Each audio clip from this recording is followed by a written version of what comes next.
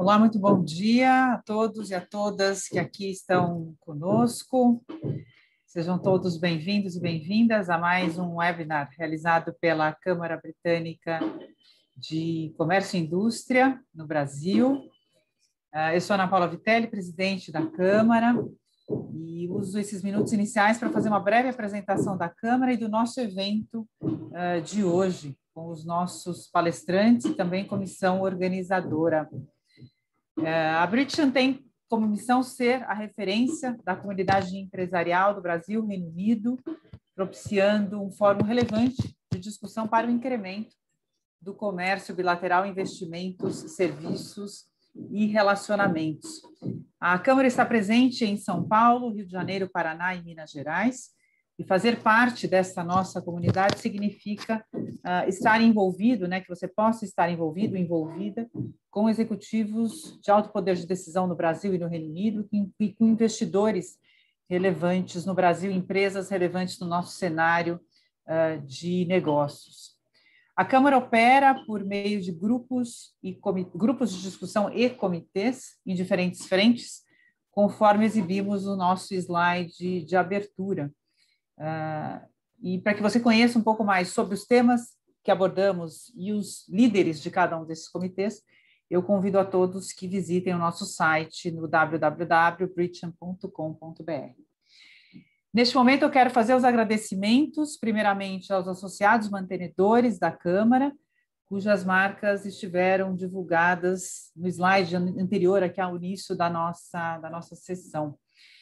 E, finalmente, também agradecendo aqui, mas agradecendo aqui, perdão, ao time da Britam envolvido na organização deste evento, sobretudo as lideranças da Britam em São Paulo, presidente Carolina Pures, e no Rio de Janeiro, presidido pelo Fábio Caldas e vice-presidente Bruno Marcondes, e, claro, as lideranças dos comitês setoriais que estiveram diretamente envolvidos na organização desta sessão. Então, o Comitê Legal, Tributário e Regulatório, Luiz Guilherme Primos, preside o comitê em São Paulo, a Paula Abreu, vice-presidente do comitê no Rio de Janeiro, e Paulo Tedesco, vice-presidente deste comitê também no Rio de Janeiro. E também o Comitê de Óleo e Gás, envolvido nessa discussão, presidido por Carlos Peixoto, e como vice-presidente, o Vlamir Martins.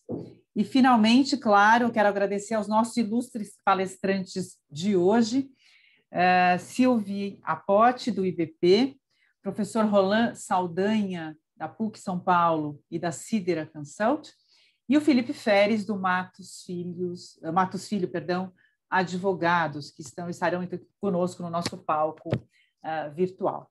Queria desejar a todos uma excelente discussão e passo, então, a palavra, neste momento, ao Paulo Tedesco. Muito obrigado e um excelente evento a todos. Paulo, a palavra está com você. Obrigada. Obrigado, Ana. Bom dia a todos e obrigado pela participação em mais esse webinar da Britam, que está sendo transmitido pela plataforma Zoom e pelo nosso canal no YouTube. Cada palestrante vai fazer a sua apresentação e, na sequência, nós daremos início a uma sessão de perguntas e respostas. As perguntas só poderão ser feitas por associados da Câmara Britânica. Elas devem ser enviadas pelo Q&A que vocês identificam aqui, este botão abaixo na plataforma do Zoom. Não serão consideradas perguntas feitas via YouTube, porque o chat no canal não é moderado durante o webinar. Ao perguntar, nós pedimos aos associados que se identifiquem, mencionando, por gentileza, nome completo e a empresa que eles representam.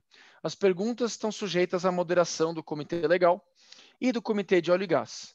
Pedimos desculpas antecipadamente caso alguma pergunta não possa ser formulada, sobretudo em função do tempo. Eu passo a palavra agora ao Luiz Guilherme Primos, presidente do Comitê Legal, Tributário e Regulatório em São Paulo, que vai apresentar os nossos palestrantes. Muito obrigado. Bom dia, Paulo. Na verdade, eu vou repassar a palavra para a nossa presidente em São Paulo, que vai dar assim, uma nobreza maior ao evento e vai fazer a apresentação. Obrigado. Obrigada, Luiz Guilherme. Obrigada, Paulo. Bom dia a todos. É uma honra muito grande estar em meio a palestrantes tão ilustres. A gente tem aqui as maiores autoridades de gás natural comentando e dividindo com a gente os conhecimentos deles, eu faço questão de apresentá-los. Bom, a gente vai começar as apresentações com a diretora executiva de gás natural do Instituto Brasileiro de Petróleo e Gás, IBP, a Sylvie Dapot. A Sylvie é diretora executiva, né, do IBP, economista formada pela Universidade de La Sapienza, em Roma, com mestrado em tecnologia da energia no Imperial College, em Londres. Doutor, eu te liguei para te dar seus parabéns, pessoalmente, pô. E tem mais de 25 anos de experiência. Ocupado aí em assuntos de... Desculpa a interferência aí. Tem mais de 25 anos de experiência como consultora internacional e especialista nos mercados de petróleo e gás. Antes de se estabelecer no Brasil, em 2003, foi economista sênior da UEFA Energy, em Londres, e liderou o programa América Latina da Agência Internacional de Energia, em Paris.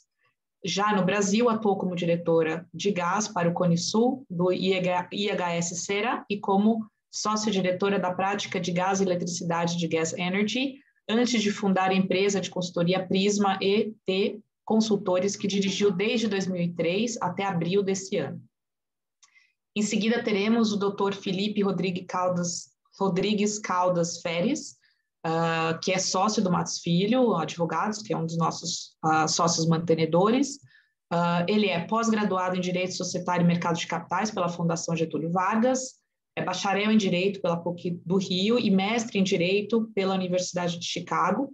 Assessora clientes em projetos e operações de M&A nos setores de petróleo, gás natural, biocombustíveis e energia elétrica. É especialista em operações, contratos, direito regulatório em todos os segmentos dessas indústrias.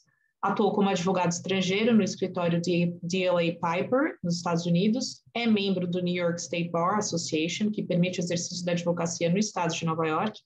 E é atual presidente da Comissão de Petróleo, Gás Natural e Biocombustíveis da seção do Rio de Janeiro, da Ordem dos Advogados do Brasil, para o mandato de 2019 até 2021.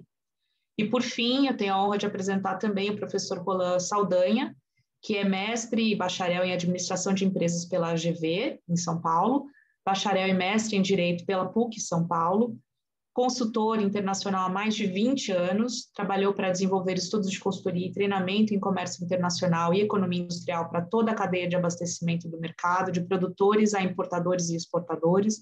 Além disso, liderou e venceu processos contra grandes empresas para aumentar o acesso ao mercado e reduzir as barreiras ao comércio.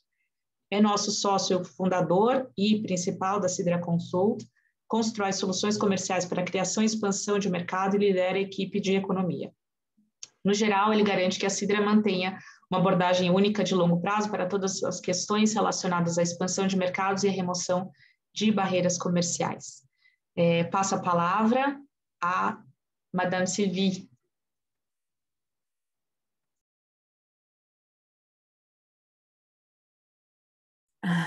Bom dia a todos, começando agradecendo o convite da Brichan para poder falar do mercado de gás. É um prazer estar aqui e eu quero dizer também que a Brichan é muito perto do meu coração. Eu sou egressa das universidades do Reino Unido, em particular, morei em Londres vários anos, me formei lá e trabalhei no início da minha carreira em Londres. Então, eu tenho um afeto particular com o Reino Unido e é um grande prazer estar aqui hoje. Eu queria inicialmente fazer algumas observações sobre a visão dos produtores em relação à lei do gás e o que tem que ser feito para que essa lei seja aplicável. Vou compartilhar aqui uma breve apresentação. Vamos ver aqui.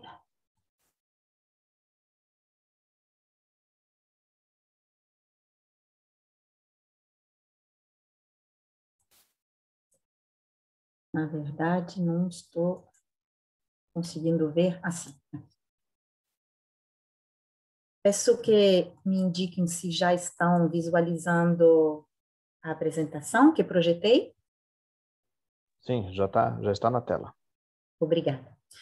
Então, o que a gente quer discutir hoje é quais são os próximos passos da Lei do Gás, né? Claro que a Lei do Gás foi um início muito importante, ela forma a base das regras que devem nortear a abertura do mercado de gás, mas é mais um resumo dos princípios e dos objetivos que, de fato, regras precisas que podem ser implementadas. Então, a seguir, precisaremos de ter o decreto, que entendo está em elaboração nesse momento, já deveria ter sido mandado e publicado, mas ainda está em elaboração.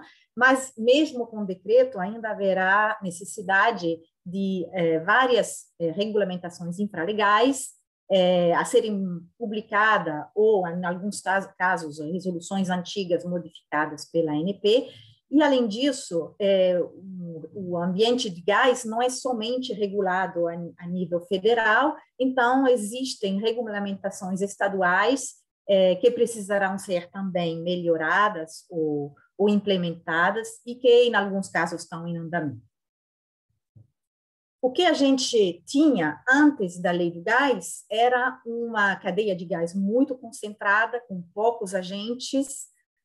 No caso da produção, já tinha uma variedade de agentes devido à abertura da EP desde a lei do petróleo, mas sabemos que todos os produtores de gás vendiam para a Petrobras, que depois processava esse gás, transportava esse gás e o oferecia às distribuidoras, as quais vendem aos consumidores finais, né? Essa situação de concentração na mão de uma única empresa agora deverá mudar. E o que se espera com a Lei do Gás, com, enfim, a implementação e nos próximos meses e anos, é um ambiente mais diversificado, mais competitivo, com múltiplos agentes ao longo de toda a cadeia de gás natural.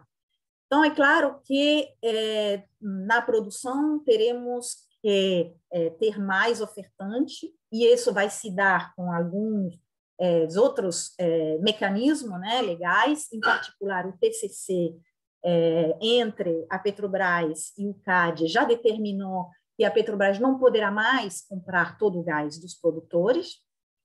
Esse é um fator importante de liberalização, né, de abertura do mercado de gás. Esses produtores que hoje vendem para a Petrobras, eles deverão procurar uma maneira de monetizar o gás de maneira independente e, para fazer isso, eles deverão ter um acesso ao processamento, ao transporte, para finalmente chegar a poder oferecer o gás no Citygate às distribuidoras ou aos consumidores livres.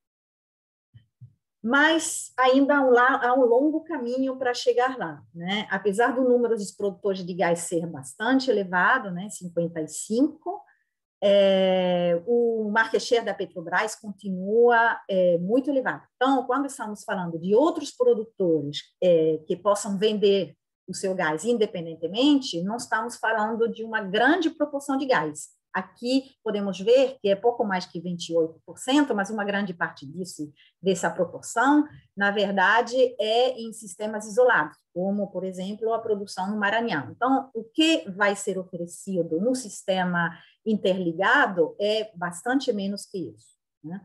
Hoje, o ofertante é a Petrobras, né, na malha interligada, apesar de ter outros ofertantes nos sistemas isolados. Mas o sistema, digamos assim, os players estão se preparando. Existem 69 carregadores, né, de gás natural que foram cadastrados na ANP até dezembro do ano passado. Apesar de não estarem ativos até o momento, só 4 apresentam movimentação no período. Claramente uma mensagem que as empresas estão olhando para o mercado de gás que poderá ter um desenvolvimento parecido ao que teve o setor de gás, de energia elétrica, alguns anos atrás, né? No que dizer o mercado final, né, os consumidores livres, ainda há um longo caminho a ser feito, porque existem somente no Brasil inteiro 10 consumidores livres. Acredito que Isso inclui os consumidores livres dos sistemas isolados, por exemplo, lá no Maranhão. Portanto, os consumidores livres na malha integrada são muito menos que isso. E isso é uma das maiores preocupações que temos em relação à abertura do mercado de gás. A nova lei do gás, como eu disse, é a base, mas precisam ser implementadas regras para que, por exemplo, os produtores possam ter acesso a gasoduto de escoamento e plantas de processamento, né? Acesso ao transporte é muito importante. Não vou não vou falar disso especificamente, porque temos um outro palestrante que provavelmente vai falar disso, e o mercado final, que é muito importante. Os principais desafios que vemos na abertura do gás estão, de um lado, na agenda regulatória da ANP, que é muito pisada, existem muitos passos a ser feito na ANP, e precisamos que a ANP tenha a eficácia e agilidade necessária para que rapidamente possam ser implementadas essas novas resoluções. E também estamos assim, pautando, junto com a ANP, a necessidade de regras de transição, porque se a gente esperar que todas as regras para um mercado aberto estejam postas, provavelmente teremos que esperar muito, e não temos esse tempo, né? Há uma sensação de urgência. Sabemos que estamos discutindo, né, em todos os ambientes a transição energética, então não temos o luxo, como a Europa teve, de esperar 20 anos para ter um mercado de gás aberto pujante. Precisamos que esse mercado aconteça daqui a alguns meses, né? As regulações estaduais são muito importantes, como eu já disse, porque sem um mercado, sem uma demanda diversificada, não temos um mercado. O mercado não é apenas na oferta, mas ele precisa também de uma demanda diversificada, né? Essa aqui é a agenda da ANP até dezembro de 2022. Acredito que ela não para em dezembro de 2022, existem outros passos também, mas como os senhores podem ver, é uma agenda muito, muito pesada, né? Então, é muito importante, ao nosso ver, que a ANP seja corretamente, vamos dizer, tenha todas as necessárias pessoas no lugar que entenda do mercado de gás, porque são temas muito novos para o Brasil, inclusive são novos em muitas partes do mundo, né? Em muitos países, então são temas complicados e precisam de especialização. As regulamentações estaduais, como eu disse, precisam se modernizar. Em muitos estados, estamos já num nível bom de desenvolvimento dessas regras estaduais. Em São Paulo, no Rio de Janeiro, já existe a possibilidade de ter clientes livres há muitos anos, porém, não tem até hoje muitos clientes livres. Então, é claro que as regras, mesmo nesses estados, têm que ser apuradas. O Rio de Janeiro já deu alguns passos com a publicação de regras para a TUS e TUS-DE. Tem que ter regras claras, né, quanto à migração dos agentes livres e a facilitação da atualização de comercializadores. Vou voltar sobre a atualização dos comercializadores daqui a pouco, e estabelecer critérios claros, né?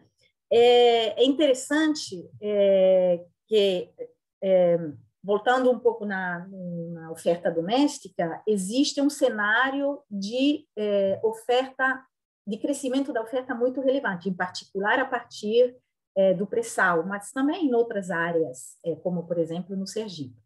Porém, para chegar ao consumidor final, é necessário que tenha uma abertura também do mercado. E aqui eu peguei emprestado um ranking regulatório publicado pela Abrace. Na verdade, a Abrace ela está atualizando sempre esse ranking regulatório, porque existe muita movimentação na regulamentação estadual, e está observando quais são as regulamentações mais favoráveis, né, à abertura do mercado final.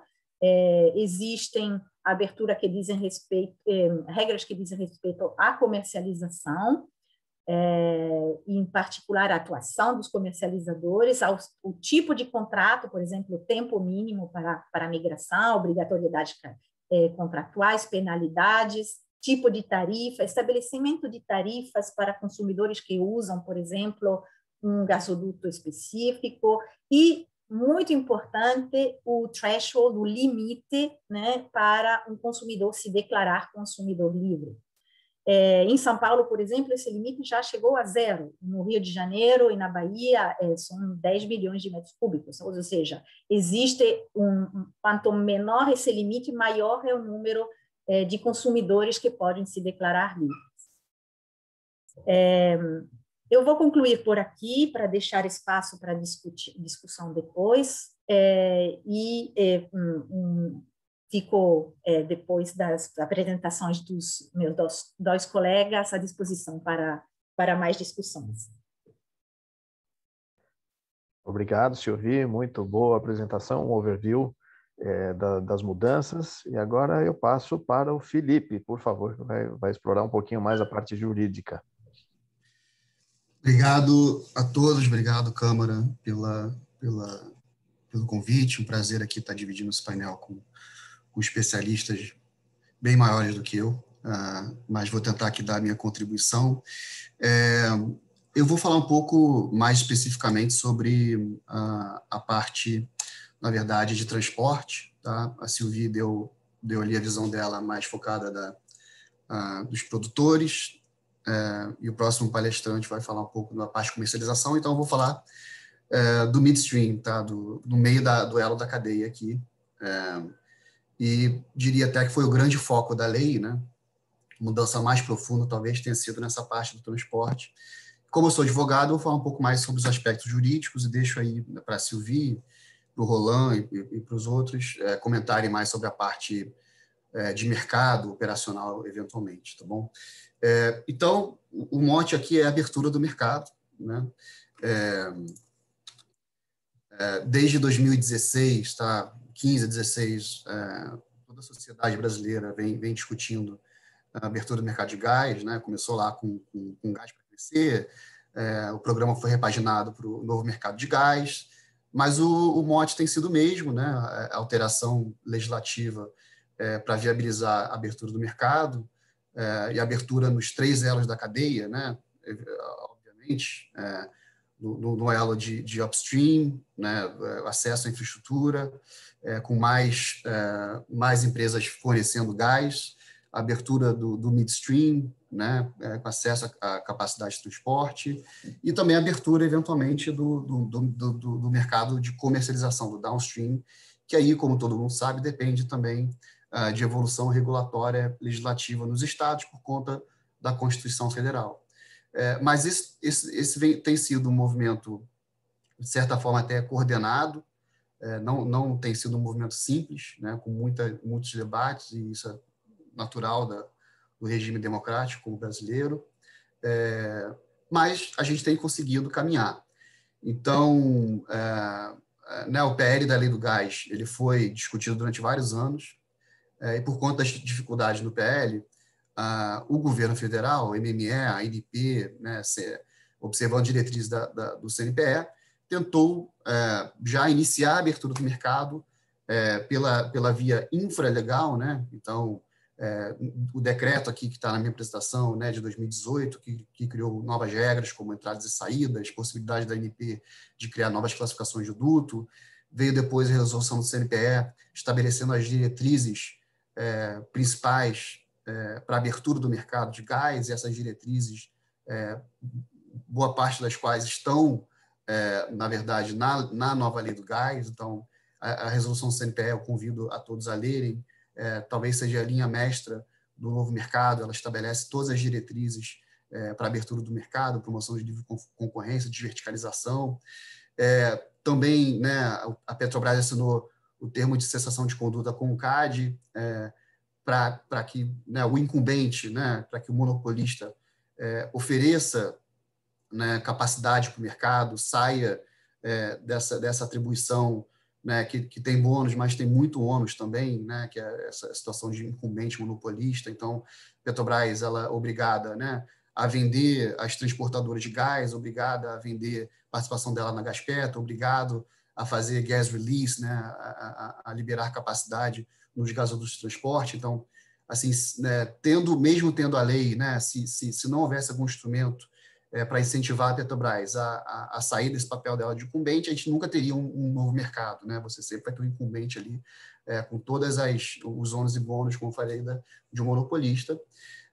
E, por fim, veio o decreto 9934, que instituiu o comitê de monitoramento para abertura. É um comitê funcional, né? Ele já tem sua composição, ele, de fato, trabalha para incentivar a abertura do mercado, e este ano veio, finalmente, a nova lei do gás, e é uma lei, na visão, acho que da grande maioria, né? Obviamente não falo por todos, mas é uma lei muito boa, principalmente porque não é uma lei engessada, tá? É uma lei, de certa forma, bem principiológica, estabelece as bases para uma nova regulação. Então, ela diferentemente, né, da lei anterior, que era uma lei extremamente engessada e que não contribuiu para a abertura do mercado, o espírito da nova lei ela é diferente e ela é bem positiva. Tá? E após a nova lei, como a Silvia já falou, a ANP tem muito trabalho para regular a nova situação de mercado, né? Só que vivemos um momento bem positivo. Então, só dando um panorama geral aqui da lei, já entro mais na parte de transporte, né? Então, a lei ela rege, ela traz princípios para esses 3 segmentos, como eu falei, né? Para a parte de produção, essential facilities, transporte, estocagem e acondicionamento, e também para a comercialização. Ela estabelece princípios para a abertura dos 3 elos, né? Se um dos elos continua fechado, nós não teremos um novo mercado de gás, né? Então, isso é importante sempre deixar claro. Não adianta, né, estabelecer regras de acesso para dutos de escoamento se, por exemplo, no final do dia, você continua tendo um monopólio absoluto da distribuidora na ponta da comercialização, como uma agregadora de gás, sem dar acesso a fornecedores diretamente aos seus clientes. Então, todo o elo da cadeia, conforme a nova lei, todos os elos pretendem ser abertos. Então, isso é muito, muito importante. Então, o mote da nova lei, se eu fosse resumir, né, é abertura e competição, fomentar competição em todos os elos da cadeia. E como eu vou mostrar aqui, isso não é diferente para o setor de transporte, né? Só fazendo um breve histórico. Então, antes da lei anterior do gás, né, 2009, 2010, a Petrobras, né, ela construiu todos os dutos, né, indiretamente através de suas subsidiárias, né, até diretamente também, em certos momentos, via consórcios. Então, ela sempre foi incumbente, então, dona dos dutos indiretamente, né, carregadora original do sistema de transporte. Ela teve papel fundamental nisso, né? Sem ela, nós não teríamos a malha de transporte que temos hoje, ainda que seja limitada, mas sem a Petrobras provavelmente não teríamos essa malha. E como aconteceu na Europa, como a Silvia falou, nós agora estamos num regime de transição para a abertura desse mercado. Mas então, antes da lei anterior do gás, havia um regime de autorização em que a Petrobras, via suas subsidiárias, construiu os dutos, e do ponto de vista jurídico, era uma autorização, eu diria, clássica, né, precária, em que o poder público poderia, eventualmente, até revogar a qualquer momento. Só que, como era a Petrobras, né, empresa estatal, isso não gerava tanta insegurança jurídica, porque o fiador, no final do dia, né, até para fins de financiamento, era o próprio governo federal, como dono da Petrobras. Então, a percepção de risco não era tão relevante, mas, em determinado momento, decidiu-se sair do regime de autorização precária para o regime mais complexo da concessão, que seria, né, junto com toda a concessão, você tem licitação pública, né, com regras muito, muito restritas, contratos de concessão com prazo determinado. Só que a concessão também traz muita burocracia, muita dificuldade regulatória. Ela pede uma regulação muito dura. Claro que esse não é a única razão, né, para a falta de sucesso, né, do regime da concessão, por novos dutos não terem sido construídos na vigência da lei anterior, mas certamente, né, uma complexidade legal regulatória certamente contribui para que o mercado não cresça. E eu acho que esse ponto foi fundamental e foi visto, né, no Congresso pelos principais stakeholders como algo fundamental a ser alterado, né? Ou seja, o regime da concessão não deu certo. Então, desde lá 2015, 2016, com o novo mercado de gás, e com gás para crescer no mercado de gás, verificou se seria necessário um regime mais simples, né? Então, agora estamos, na verdade, voltando para o regime de autorização para a construção de novos dutos, só que é um regime de autorização que, ao mesmo tempo, mantém a simplicidade do regime de autorização, ou seja, não tem um contrato de concessão, né? É mais fácil você implementar um duto de transporte, você não precisa fazer licitação pública, né? No limite, você faz chamada pública ali para verificar qual é o melhor projeto, mas é um regime mais simples. Só que traz segurança jurídica. E por que traz segurança jurídica? Uma segurança jurídica maior do que o regime de autorização lá dos anos 90. Porque a lei, ela traz ipsilíteres os casos em que o poder público pode revogar a autorização.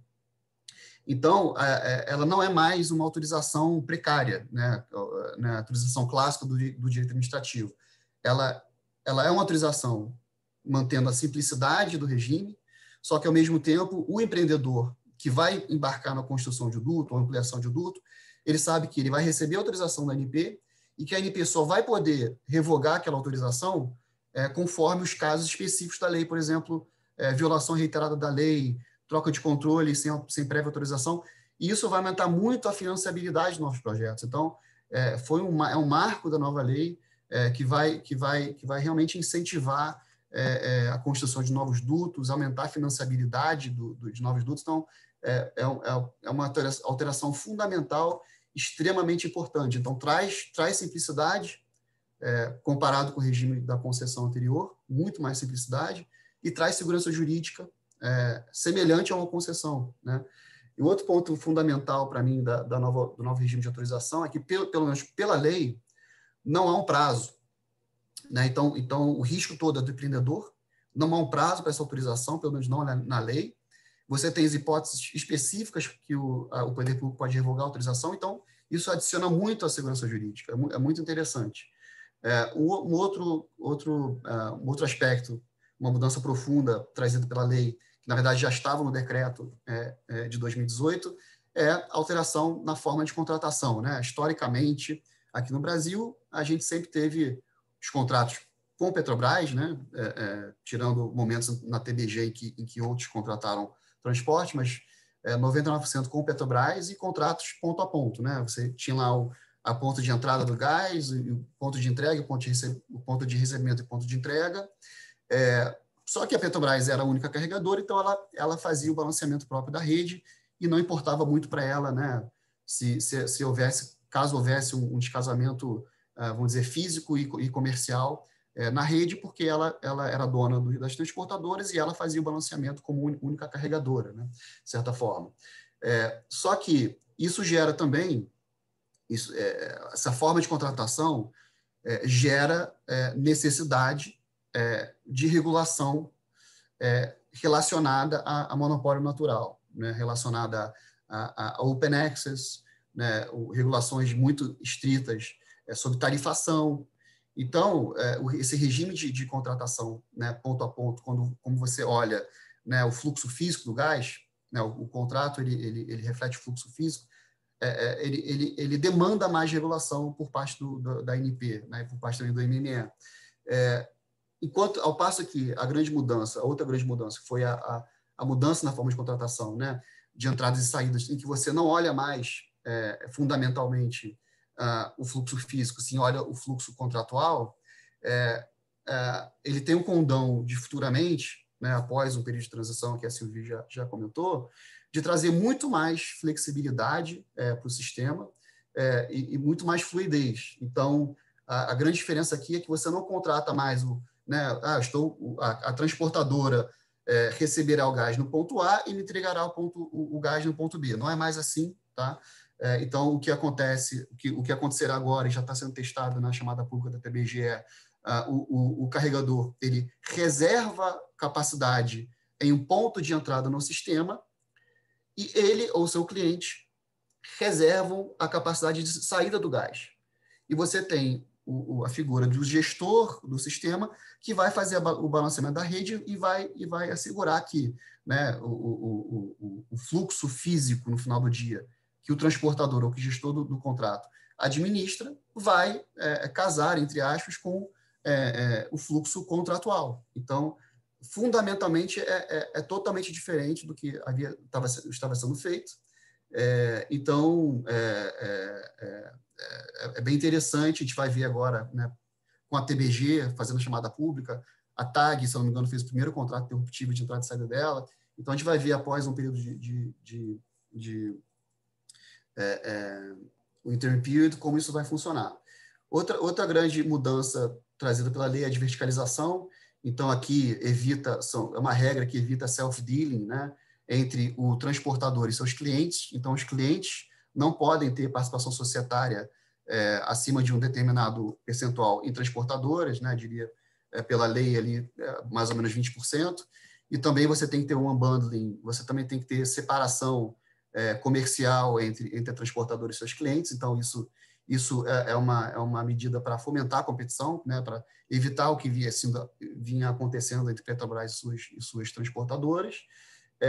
Como eu falei aqui, a ideia junto com, né, para implementar o modelo de entrada e saída, é você ter áreas de mercado, né? No Brasil, hoje em dia, em geral, existem 3 áreas, né? Sudeste, Sul, Norte e Nordeste. A lei traz isso, né? A criação de áreas ou uma área só de mercado, isso ainda vai ser verificado.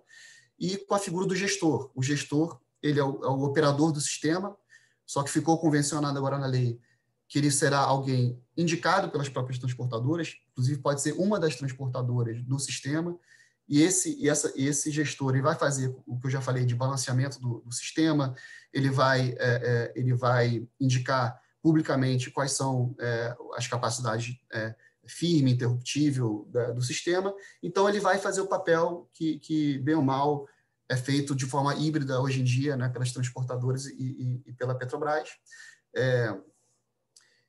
Só lembrando, já tem a consulta pública que a Silvia mostrou, né, para regular os critérios de independência dos transportadores. E, por fim, o último grande ponto aqui no transporte é a classificação do duto transporte, né? Isso também tem sido uma evolução legislativa no Brasil, começou com a lei do petróleo, que não deu muita cor, né? Mas tem uma previsão fundamental que continua, que é o que é uma atividade de transporte, o que é uma atividade de transferência de gás em todos os seus modais, essa previsão continua, né? A transferência é interesse específico do dono, o transporte é de interesse geral. A lei do gás anterior, ela estava extremamente engessada, porque ela estabelecia, né, as definições de escoamento, transporte e transferência, e principalmente na transferência, ela falava ipsilíteres, que usava o conceito de origem e destino, né? Ela não falava da finalidade do duto, se o duto é de interesse específico ou de interesse geral. Ela falava, olha, se sai desse ponto e liga aquele ponto, é transporte necessariamente. Isso, e os stakeholders, a indústria chegaram à conclusão que isso não era bom, porque tirava a flexibilidade da agência para criar novos tipos de dutos, né, para a expansão do sistema, não só do transporte, mas também do sistema de escoamento, que alimentam o transporte. Então, a nova lei, ela traz um pouco mais de flexibilidade, apesar de ainda usar o conceito de origem e destino, tá? Ela tem esse artigo 3º, que dá à ANP um pouco mais de flexibilidade para criar novas definições de dutos. Isso aqui é especialmente importante, como falei, né, para a conexão dos terminais de GNL e das UPGNs no sistema de transporte. Então, você faz com que o dono do gás, né, o dono da UPGN, o dono do escoamento, ele possa construir os dutos que a indústria chama de feeder, que alimentam o sistema de transporte. Então, na minha visão, esse é um artigo fundamental para você conseguir conectar, né, os dutos, os terminais de regás e os UPNGNs no sistema de transporte, e criar, de fato, um sistema líquido, porque sem a conexão por exemplo, de um terminal de regás ao sistema de transporte, você tira a grande vantagem do GNL, que é dar flexibilidade, né, que é produto flexível, termoelétrico para outras usinas, indústrias. Então, só para resumir aqui, a lei do gás ela traz uma série de oportunidades e, claro, também desafios no setor de transporte. A primeira oportunidade que eu falei aqui, né, ela dá flexibilidade para a ANP de criar novas classificações de duto, né? Portanto, ela possibilita o feeder, né, dutos menores que alimentem o sistema de transporte, que o próprio dono da molécula poderia construir. Então, isso é importante. Então, gasodutos conectam o PGNs e terminais diretamente aos dutos de transporte, não seriam classificados como dutos de transporte. Tem uma pequena contradição na lei, que infelizmente passou, tá? Por conta desse conceito de origem e destino, mas, na minha visão, fazendo uma interpretação mais razoável da lei, dá para ver que a intenção é que o feeder e o gasoduto integrante terminal não sejam de transporte, tá? Existe um PL atual, um novo PL no Congresso, para engessar mais a definição de gasoduto de transporte. Ele traz essa definição aqui, gasoduto destinado à movimentação de gás, com essa pressão máxima. É ruim, porque nem todo gasoduto de transporte, por evolução tecnológica até, necessariamente está sujeito a essa pressão máxima, então é algo a ser revisto e pode prejudicar aqui a evolução do mercado. E como a Sylvie colocou, e eu só ratifico, né, estamos num momento de transição, né, do modelo que você tinha um incumbente para daqui a 5, 10 anos, né, oxalá 5 anos, para um mercado muito mais líquido de transporte, de comercialização. Só que várias coisas precisam ser feitas. Então, a TBG é o primeiro grande teste para o novo modelo de contratação de entradas e saídas. A TAG, como falei, fez o primeiro contrato interruptível sob o novo modelo. Só que para que o sistema de transporte funcione, dê liquidez, na parte de comercialização, etc., precisamos de diversas coisas ainda, tá? Então, é importante que os GTAs, os contratos de transporte de gás, entre as transportadoras nesse sistema sejam o mais harmônicos possível para que né, um fornecedor de gás, uma comercializadora localizada em São Paulo, possa suprir gás no Nordeste. É preciso que haja os códigos comuns de rede, né, que estão sendo já debatidos. E, principalmente, como eu falei, o regime de entrada e saída ele traz uma nova lógica do serviço de transporte. Na minha visão, não é nem mais serviço de transporte, passa a ser um contrato quase de aluguel. Então, é preciso que, ao contrário do que foi feito anteriormente, haja uma regulação racional. Eu não estou advogando aqui por uma autorregulação, claro que não, porque transporte é um monopólio natural. Mas um excesso de regulação, uma regulação ruim, vai trazer o mesmo tipo de engessamento que havia antes no sistema de concessão. Então, é preciso que a ANP entenda, e o Ministério entenda, que sim, regulação é necessário, mas precisamos ter uma regulação em que a gente respeite, né,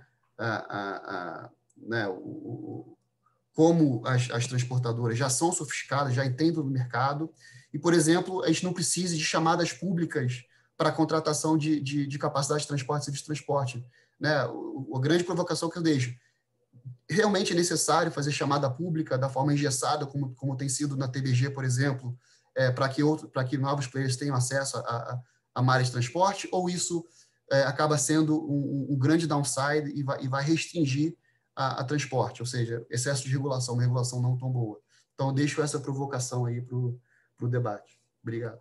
Felipe, obrigado. E agora, Felipe, por favor, precisa tirar a sua apresentação da tela. Oi.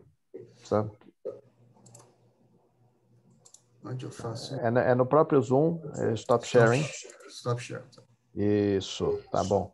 E agora eu passo para o professor Roland, por favor. Bom dia a todos. Me ouvem, me veem? Sim. É uma honra, uma satisfação essa oportunidade de estar aqui discutindo a nova lei do gás com os associados da Britam e com o público mais geral.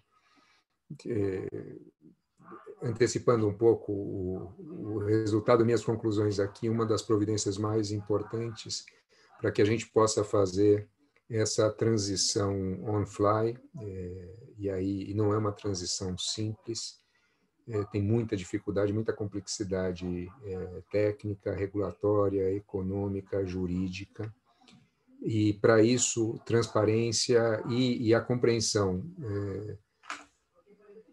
da população em geral, dos principais stakeholders, da importância da gente tentar levar essa discussão. Eu gostei muito do posicionamento do Dr. Felipe, buscando uma racionalidade. A regulação ela precisa intervir ou restringir as escolhas mais livres dos agentes envolvidos, desde que a gente escape ou haja o risco aí de uma perda de eficiência, de uma redução da competitividade, que é o principal objetivo almejado por essa lei. Minha perspectiva é uma perspectiva de alguém que trabalhou, além de estudar isso e ser professor de economia industrial, eventualmente até eu dei algumas optativas de regulação no passado, mas o meu contato mais direto com a área de gás natural veio aqui nas revisões tarifárias em São Paulo, e tentando defender, ajudar a participação, a colaboração nesse processo por parte de grandes clientes industriais.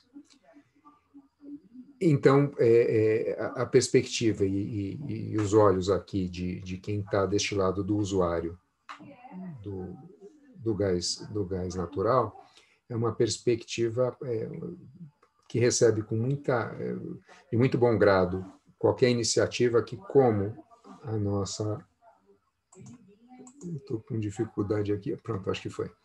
A nossa nova lei do gás está trazendo, é absolutamente positiva, porque significa trazer concorrência num elo muito importante, depois da quebra do monopólio da Petrobras, depois as providências do CAD, que exigiram aí um termo de cessação de condutas pela Petrobras. E agora, a tentativa de estruturar de uma maneira mais racional, ampla e flexível o transporte e armazenamento de gás no país.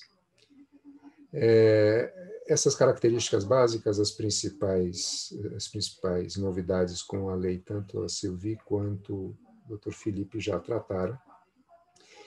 E eu não vou escapar a perspectiva do usuário de gás. O problema está no preço dessa molécula. O preço da molécula, que tem um custo de extração, a depender se ela está onshore, se está offshore, lá. Em muitas das circunstâncias, é o que a gente observa, a alternativa econômica mais razoável, porque a gente ainda não tem modais caminhos para escoar esse gás lá do poço até aqui, a tubulação do usuário industrial, comercial, para o GNV, e até para a nossa residência, tem um diferencial de valor muito grande. Quer dizer, aquela molécula que vai ser reinjetada lá, eventualmente até de forma desnecessária, para aumentar a pressão do poço, ela poderia estar aqui onshore. E poderia estar gerando emprego, poderia estar gerando exportação, poderia estar viabilizando a competitividade em uma boa parte da indústria brasileira. Essa molécula chega... esses são dados do Ministério da Minas e Energia, um estudo de 2018, mas 46% mais ou menos é a parte da molécula. A gente tem aí o elo do transporte, que é o foco específico da nova lei do gás. Temos a distribuição estadual, esse foi o meu ponto de contato mais comum, bastante intenso até hoje. E, no final, uma parte importante de imposto, que a gente tem porcentagens, mas o que o usuário precisa? O usuário precisa reduzir este preço. Vale em qualquer um dos elos e, na verdade, a gente tem que pensar em todos ao mesmo tempo. Com os desenvolvimentos do pré-sal, eu vou ter, inclusive, uma transparência que é do mesmo estudo do BNDES que a Sylvie colocou na apresentação dela. A gente tem uma perspectiva muito boa e já investimentos praticamente definidos e muitos bastante prováveis para um aumento da oferta de moléculas aqui no Brasil bastante expressivo nos próximos anos. Aumento de oferta o relacionamento aqui, a lógica, desculpem até a simplicidade, mas se a gente está querendo trazer competitividade aqui, a gente espera que mais oferta signifique preço menor para uma mesma demanda. A gente vai ter um pouco de dificuldade com isso, porque para viabilizar essa nova oferta e esses investimentos em novos dutos e meios de transporte, nós vamos ter que também aumentar a demanda, porque senão não justifica o investimento, e aí vai vir uma insegurança econômica, para além de jurídica, muito importante.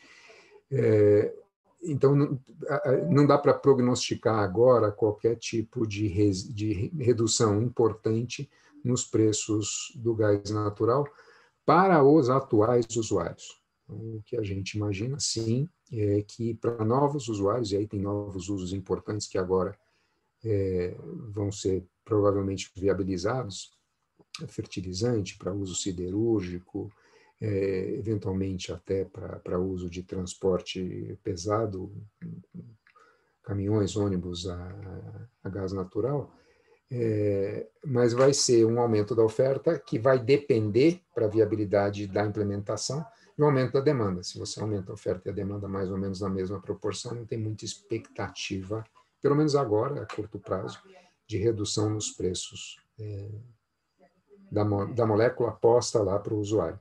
Então, não se trata de nenhum ceticismo e nem nenhuma crítica à lei, que é muito boa, muito bem-vinda.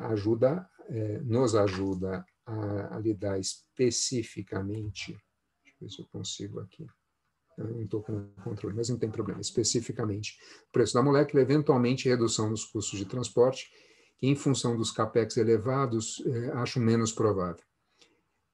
Cogito que, em função dessa nossa necessidade de alimentar a economia brasileira com fontes energéticas limpas e baratas, especialmente nessa transição para uma economia de baixo carbono e em função de todos os atrasos que nós tivemos recentemente aí nos nossos planos de desenvolvimento nacional, seria de se cogitar uma redução aqui também da carga tributária. Tá? A gente vai ver que a nossa carga tributária, excetuados alguns países que têm recorde de tributação no gás, mas a nossa é elevada para padrões internacionais.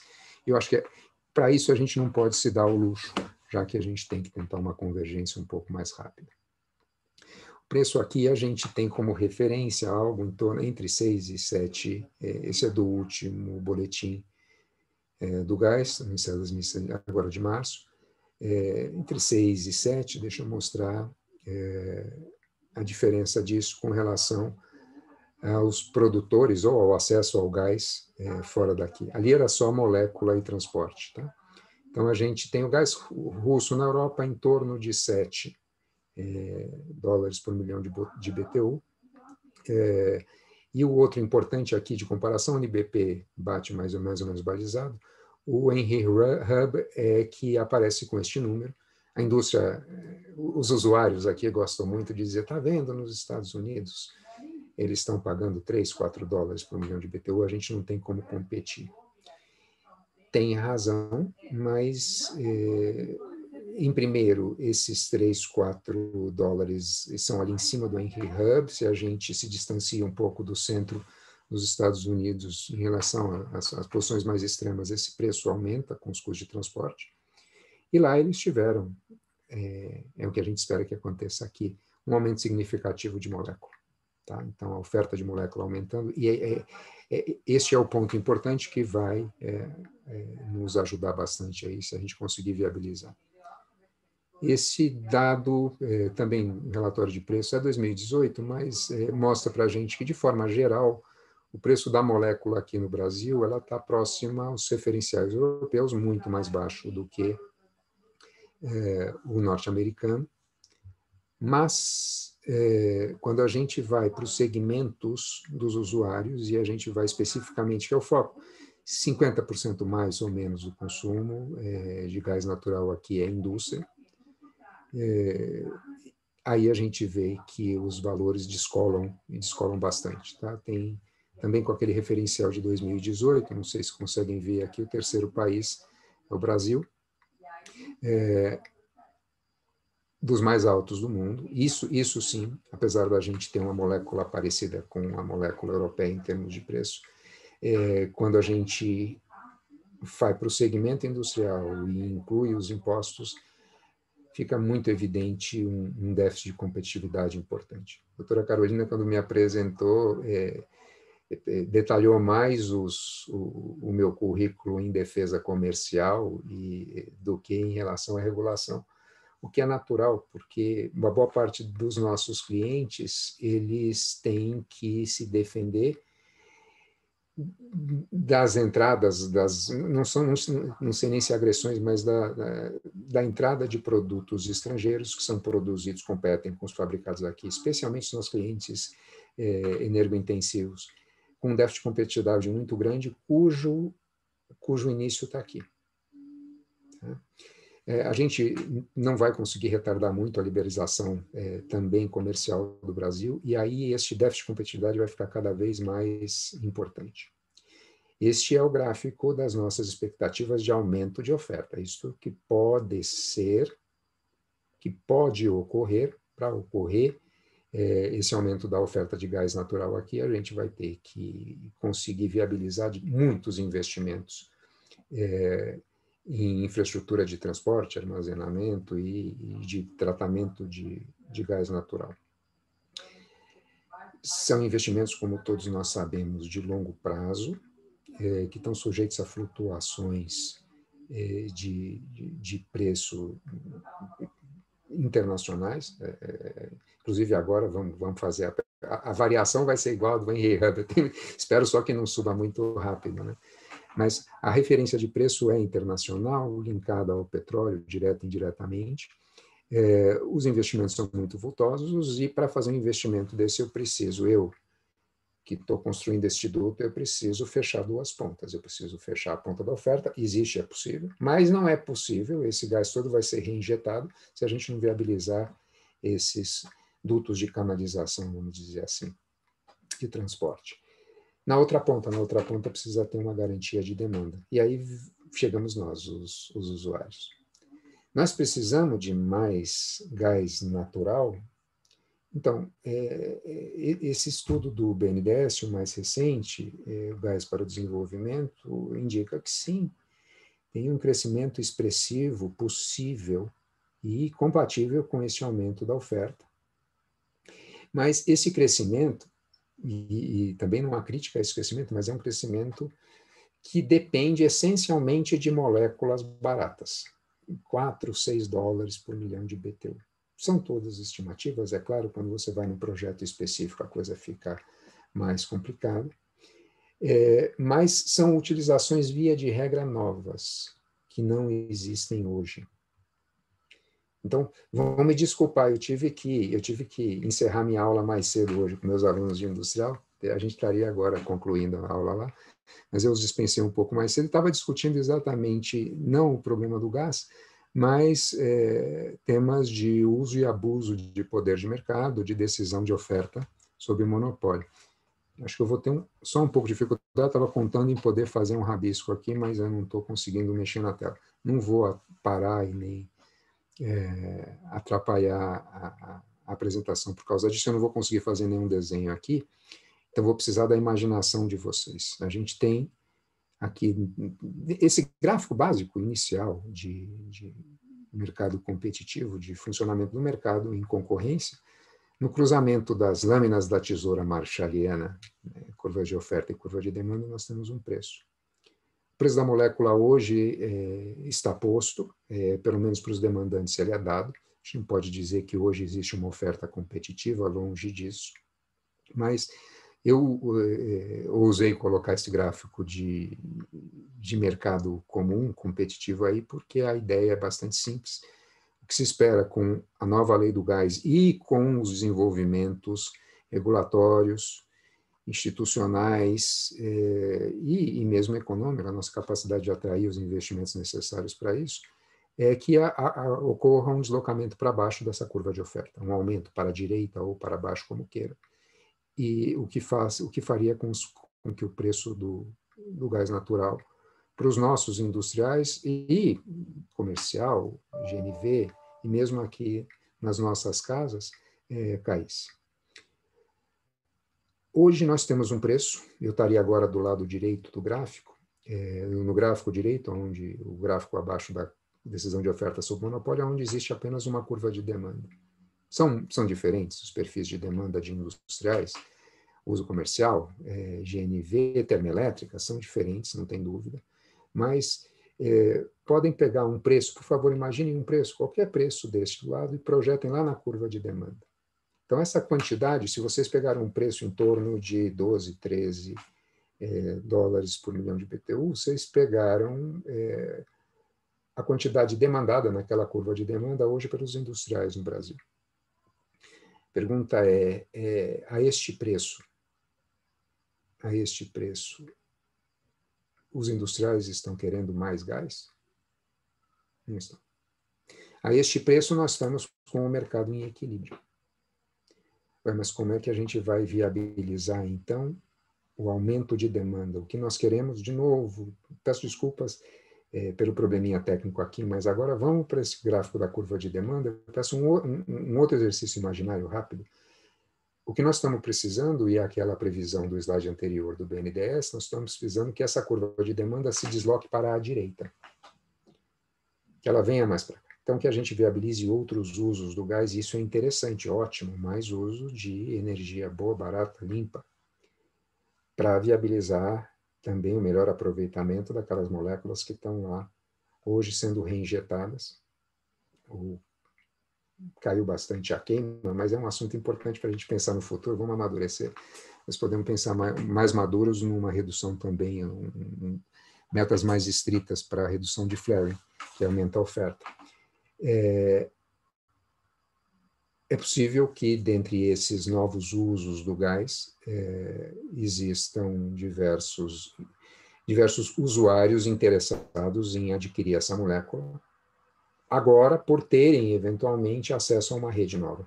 Hoje eles não estão demandando, não fazem parte da curva de demanda original, essa que eu desenhei, não a nova que vocês deslocaram para a direita, porque não tem duto que leve este gás até eles. Claro que se a gente fizer esses dutos, é possível que mesmo a este preço haja uma demanda maior. Mas a este preço, o resto do sistema não vai estar ganhando competitividade. Como a gente faz? A gente precisa entender todo esse processo de novo mercado do gás e de liberalização. Vou tentar aqui passar para o próximo. Eu estou sem barra de controle, por isso que eu estou com essa dificuldade aqui. Não sei o que houve. Não consigo passar para a próxima.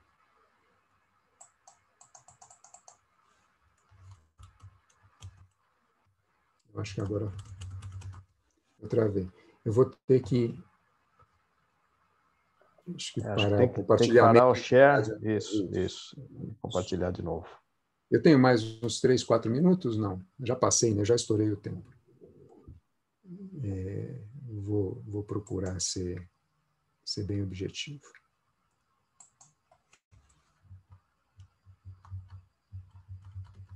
Não, eu estou compartilhando novamente, ele não está aceitando. Eu vou tentar mais uma vez, bem rápido, só para a gente poder concluir aqui.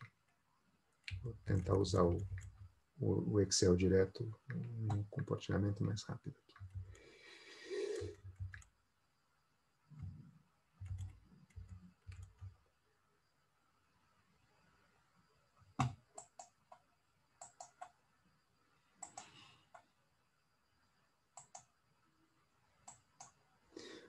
Pronto, eu estou aqui, vocês estão vendo agora o meu original, não é o final, eu não vou nem ampliar aqui.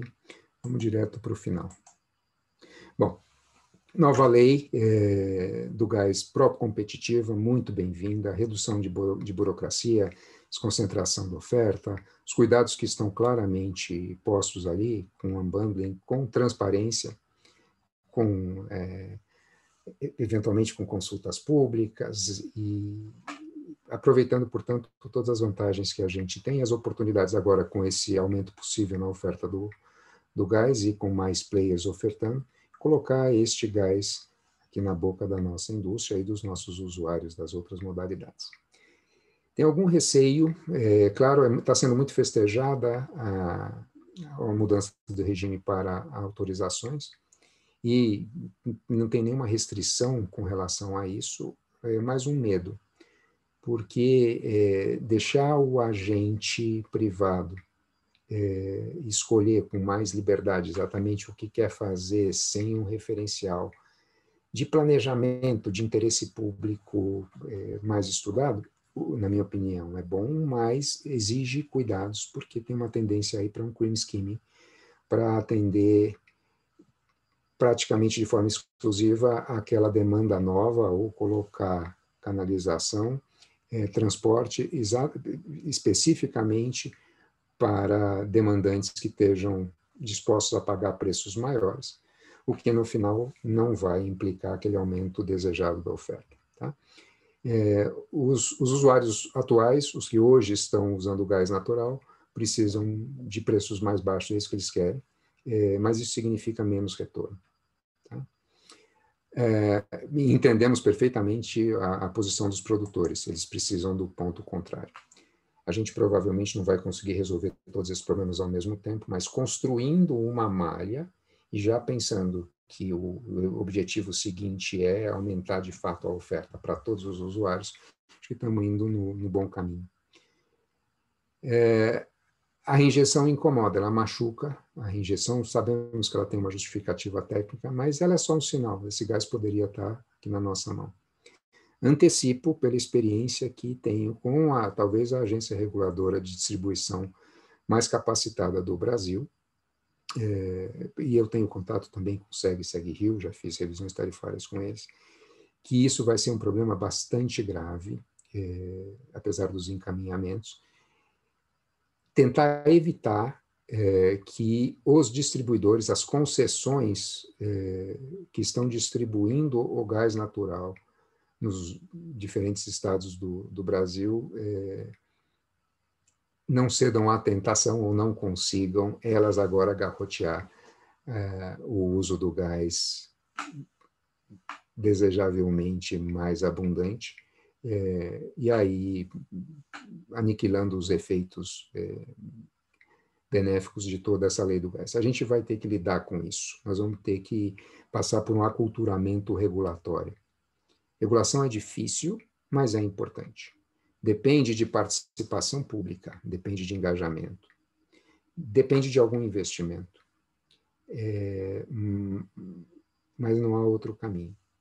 A gente pode até caminhar para uma autorregulação mais bem assessorada, com muita transparência. Acho que o CAD vai ser bastante solicitado nos próximos anos com relação ao gás.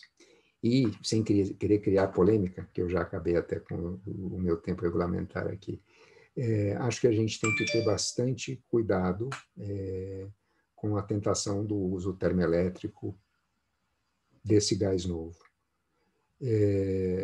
Especialmente porque isso também tem implicações, tem efeitos colaterais de elevação no custo da energia elétrica, que vai afetar a todos nós. Então, não sou contra, mas a gente tem que fazer isso com cautela e uma perspectiva sistêmica de custos e benefícios. Agradeço muito a todos, inclusive peço desculpas por esse transtorno técnico aí, e estou à disposição para qualquer dúvida, esclarecimento, resposta. Muito obrigado. Obrigado, professor Roland. As 3 apresentações muito boas. Professor, eu vou pedir só para o senhor preparar o compartilhamento da sua tela, por favor. Isso, ótimo, muito obrigado. estamos aqui, infelizmente, com um probleminha de tempo, né? Não vamos conseguir fazer todas as perguntas, né? Mas tentando pegar um gancho com o que foi falado, né? Mencionou-se aqui que a nova lei, uma das características dela foi mudar o regime de entrada nesse mercado de gás, né? Que passou agora para o regime de autorização. Ou seja, basicamente entra quem quer, desde que atenda os requisitos regulatórios. E a gente sabe que existe uma tendência no mercado de gás, talvez até necessária, de se estipular barreiras à entrada, né, de players nesses mercados. Então, a pergunta que fica aqui para os nossos painelistas é essa: quais barreiras à entrada seriam aceitáveis, né, ou desejáveis para que fosse bem disciplinado esse mercado, e quais aquelas que deveriam ser evitadas? Por favor. Posso começar? Claro. Aqui cada um escolhe o que responder, quando. Eu fiquei um pouco com dúvida em relação à sua pergunta, Luiz Guilherme, porque, na verdade, o que se quer fazer é justamente evitar as barreiras às entradas. Né? Quando você tem um incumbent no mercado de gás, como a Petrobras, né, com uma participação de 70% na produção e 100% na comercialização, o que você tem é barreira de entradas. Quando você tem, na verdade, um incumbent que também é o operador do transporte, que não é mais o caso, agora as empresas de transporte foram vendidas, né? Mas, assim, isso era uma importante barreira à entrada. Quando você tem, mesmo nesse caso de transporte que já foi vendido, você ainda tem contratos legados da Petrobras, que, na verdade, asseguram a capacidade da Petrobras de usar 100% da capacidade desse transporte, você tem uma barreira à entrada. Ou seja, todo o arcabouço regulatório e legislativo que está sendo implementado a partir do novo mercado de gás quer fazer é justamente eliminar essas barreiras de entrada para que todos os produtores, inclusive não só os produtores, mas importadores de gás natural, que seja eles GNL ou eventualmente importadores de gás boliviano, né, que comprem o gás na fronteira da Bolívia e possam, né, vender esse gás, ou seja, uma multiplicidade de agentes ofertantes possa atuar no mercado. Então, o que a gente preconiza é justamente a eliminação de barreiras à entrada, tá? Mas eu talvez entendi o que você quer dizer. Existe um monopólio natural na oferta de alguns serviços de redes. Então, é claro que o transporte não faz sentido econômico você duplicar, né, ter dois operadores de transporte com gasodutos paralelos. Isso não faz sentido econômico. Existe por isso que falamos de monopólio natural. Nesse sentido, o que está tentando ser feito aí com a nova lei do gás e o fato de ser autorização é deixar os transportadores decidirem qual é a melhor decisão econômica. Não faz sentido ter dois, mas se eles quiserem fazer um investimento não econômico, vai ser por conta e risco. Na distribuição também existe um monopólio natural e foi dada uma concessão com uns direitos exclusivos para isso. Isso, para a construção de duto de distribuição, para mim faz muito sentido, né? Desde que seja dada a possibilidade, ou seja, que esse monopólio para dutos de distribuição seja para construção e operação de dutos. Ou seja, a comercialização para o consumidor final é uma atividade competitiva, não pode ter barreiras de entradas, não. Então, quem quiser vender ao consumidor final tem que ser autorizado a fazer assim. Por isso que estamos realmente apelando para que haja uma evolução, né, das regulamentações estaduais no sentido de liberalizar o consumidor final. Luiz Guilherme, só para complementar aqui o que a Silvia falou, só para talvez esclarecer o que eu falei, que talvez tenha levado o pessoal a erro, é que a autorização ela é mais simples do que a concessão, só que ela não é tão simples assim, tá? Na verdade, a própria lei nova preconiza que, né, a ANP vai regular os requisitos para habilitação de novos transportadores, então ainda vai ter uma regulação nesse sentido. E para a construção de novos dutos, na verdade, vai ocorrer, pela lei, uma chamada pública. Para quê? Justamente para a ANP vai ter que aprovar esse projeto. Então, né, o empreendedor vai apresentar o projeto para a ANP vai fazer uma chamada pública para dimensionar demanda, né? Ninguém vai construir um duto sem demanda, e nesse processo de chamada pública, dimensiona a demanda e, principalmente, a ANP vai aprovar a tarifa, a receita máxima do duto. Então, não é qualquer um chega na ANP, quero construir um duto Rio-Brasília. Esse duto Rio-Brasília vai ser analisado pela ANP conforme requisitos técnicos e comerciais, vai haver um dimensionamento dessa demanda, a ANP vai aprovar a tarifa, a receita máxima, e com isso, não é que você vai criar barreira de entrada, mas não é todo mundo que vai conseguir fazer um duto no Brasil. Tem que ter força financeira, capacidade técnica, e isso vai ser aprovado pela ANP. Então, é um processo natural, só que ele é mais simples por quê? Você não tem um regime rígido de licitação prévia à concessão. Aqui fica muito mais na mão do mercado. Você tem transportadora querendo construir duto, a transportadora vai na ANP e passa por esse processo. Então, acaba sendo um processo bem técnico, que vai evitar free riders, vai evitar empresas sem capacidade técnica, comercial e financeira para construir duto. Então, dessa forma, vai funcionar novas construções. Não, perfeito, eu concordo. Eu entendo que as barreiras que devem existir são barreiras às barreiras. Essa é a ideia para a gente ter mais competição, mais oferta de gás. A minha preocupação é só que o regime de autorização realmente, por dar mais facilidade para o agente privado propor o seu projeto, que a ANP não perca a sua referência sobre o balanceamento do sistema, a possibilidade de expansão, de atendimento de outros usuários no futuro. O projeto ele é mais fácil de dar certo se a gente começar comendo a cereja.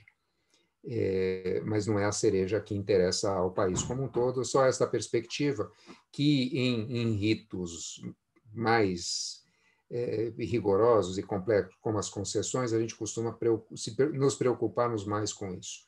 Então, perfeitamente possível fazer com autorização, mas tem que fazer este contraponto. Perfeito. Paula Abreu. Cadê a Paula?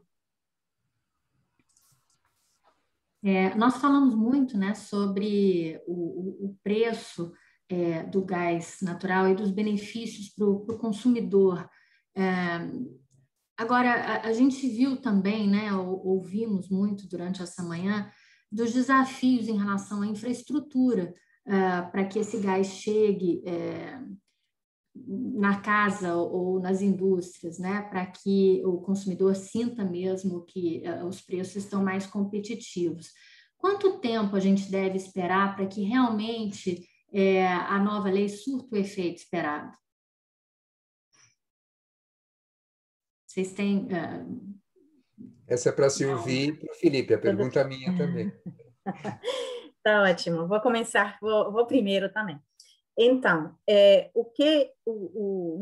eu acho que o professor Roland nos deu na aula de economia. Então, o que você tem é uma situação hoje em que os preços são definidos por fórmula, pelo incumbente. Então, o preço ele tem um nível, né, que não é definido pela oferta e demanda.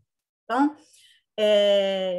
ao meu ver, quanto tempo vai demorar para chegar, vai depender de uma série de estruturações, né, de resoluções, para que um maior número de supridores, colocou aqui tanto os produtores como os importadores, como já disse, possam competir para suprir o maior número possível de consumidores. Tendo esse contexto já de um mercado pujante, liberalizado, variado, etc., você pode ter um ajuste de preço interessante. Mas, obviamente, não dá para pensar que você vai ter um preço irrealizável, né? Porque, assim, é claro que o preço ele tem que cobrir os custos, né? Então, o preço do gás ele vai ter que cobrir os custos de produção, de escoamento, de processamento, vai ter que cobrir a tarifa de transporte e a tarifa de distribuição. Cada um desses elos, alguns desses elos são livremente negociados, outros são regulados, tá? Então, quando estamos falando de tarifa de distribuição e tarifa de transporte, não é uma negociação, né? Aqui estamos tentando remunerar ativos. Ao mesmo tempo, os produtores também precisam de remunerar seus ativos de produção, escoamento e processamento. Então, assim, o preço, com maior competição, o preço tende a descer, né? Todos os manuais econômicos falam disso, tende a descer mais perto dos custos. Abaixo do custo não dá para ir, porque não tem como. Então, eu acho que vamos começar a ver efeitos, assim, eu diria em 2 anos, quando realmente se concretize uma oferta maior de outros supridores e, ao mesmo tempo, apareçam consumidores livres, realmente. Meu chute. O meu chute, eu acho que a gente vai começar a ver, eu concordo com a Silvia, uns 2 anos, só que eu acho que realmente fazer efeito, isso é minha visão como advogado, vendo aqui todo o processo regulatório que é necessário, eu diria a partir de 5 anos, tá? Acho que eu vejo um processo de transição aí no mínimo 5 anos. Por quê? Primeiro, você tem os contratos legados da Petrobras no sistema de transporte, então tem que ser respeitado, não tem jeito, né? A Petrobras, tudo bem, ela está optando, até que fosse o terceiro do CAD, liberar a capacidade, mas parte da capacidade, então você tem os contratos legados. Na oferta, muitos projetos ainda, né? O FID vai acontecer e também o First Gas ainda vai acontecer, né? Por exemplo, o BMC-33 é para 2027, então a gente vai ver um volume maior de gás a partir de 5 anos, então fornecimento é importante, e principalmente o grande gargalo, que são os estados, né? Então, se fala muito em harmonização regulatória entre os estados, e ainda que os estados estejam